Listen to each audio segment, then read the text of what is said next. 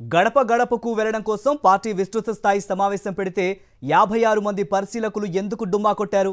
ఇంటింటికి వెళ్లాలని చంద్రబాబు అంటూ ఉంటే 15 మంది ఎమ్మెల్యేలు విమానాలు ఎక్కి విదేశాలకు ఎందుకు పారిపోయారు?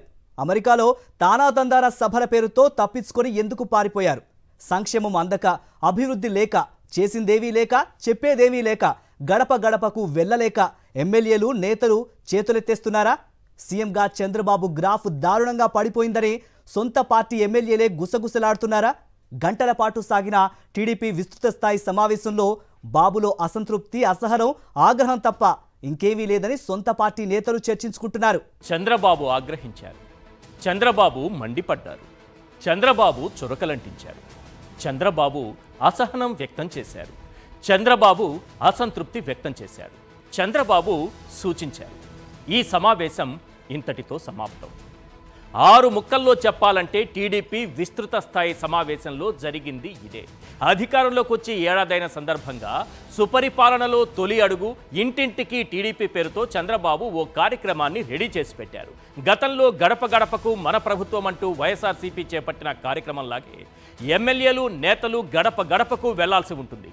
వాళ్లకు దిశానిర్దేశం చేసేందుకు పార్టీ విస్తృత స్థాయి సమావేశాన్ని చంద్రబాబు ఏర్పాటు చేశారు. జస్ట్ 56 మంది పరిశీలకులు డుమ్మాగొట్టారు. కేవలం 15 మంది ఎమ్మెల్యేలు విదేశాలకు చెక్కేశారు. సమావేశానికి ఉదయం ఎంతమంది వచ్చారు, సంతకాలు పెట్టి ఎంతమంది వెళ్ళిపోయారు, భోజనాల తర్వాత ఎంతమంది జారుకున్నారు అన్న లెక్కల్ని చంద్రబాబు ఆరా తీశారంటేనే ఆ కార్యక్రమం పరిస్థితి ఏంటో అర్థమవుతుంది. 56 మంది పరిశీలకులు, 15 మంది ఎమ్మెల్యేలు డైరెక్ట్గా డుమ్మా కొడితే మిగిలిన వాళ్ళు సంతకాలు పెట్టి భోజనాలు చేసి వెళ్ళిపోయారు. అయినా ఏం చేశారని ప్రజల వద్దకు వెళ్తారు? ఇది నేనంటున్న మాట కాదు, అచ్చంగా కూటమి ఎమ్మెల్యేల మనసులోని మాట.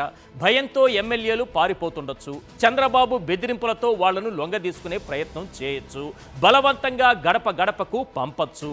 కానీ టీడీపీ కౌన్సిలర్ ఏమన్నారు? ఏ గడపకు వెళ్ళినా చెప్పుతో కొడతారు, చెప్పుల దండలు వేస్తారని అన్నారు. మరి ఎమ్మెల్యేలకు నేతలకు భయం ఉండదా?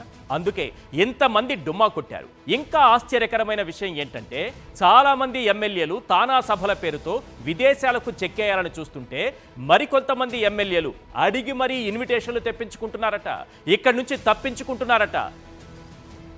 గడప గడపకు వెళ్లడం కోసం పార్టీ విస్తృత స్థాయి సమావేశం పెడితే 56 మంది పరిశీలకులు ఎందుకు డుమ్మా కొట్టారు? గడప గడపకు వెళ్లాలని చంద్రబాబు అంటుంటే 15 మంది ఎమ్మెల్యేలు విమానాలు ఎక్కి విదేశాలకు ఎందుకు పోయారు? ఆ 15 మంది ఎమ్మెల్యేలు అమెరికాలో తానా తందానా సభల పేరుతో తప్పించుకుని ఎందుకు పారిపోయారు?